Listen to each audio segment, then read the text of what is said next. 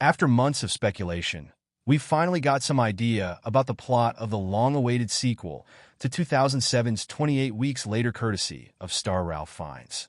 Fiennes, currently garnering raves in Conclave, spilled the zombie tea on 28 Years Later, including details of his character, a doctor.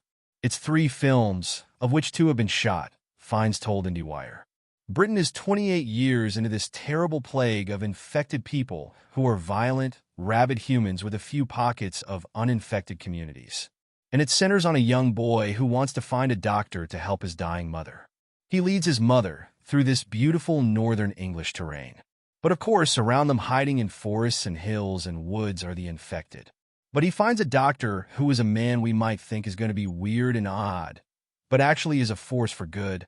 28 Years Later also stars Jodie Comer, Aaron Taylor-Johnson, and reprising his star-making role from 2002's 28 Days Later, Cillian Murphy. Tom Rothman, the chairman of Sony Motion Pictures Group, confirmed back in May that Murphy would return for 28 Years Later, but teased it would be in a surprising way and in a way that grows. Danny Boyle will return to direct, with a script co-written with Alex Garland, the same duo behind 28 Days Later. Its 2007 sequel, however, was directed by Juan Carlos Fresnadillo, with a script he co-wrote with Rowan Joff, Enrique Lopez-Levine, and Jesus Olmo. Murphy was also absent from that film.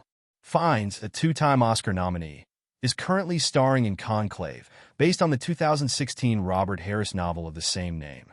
Fiennes stars as Cardinal Lawrence, tasked with running the covert process of selecting the next pope after the unexpected death of the current one.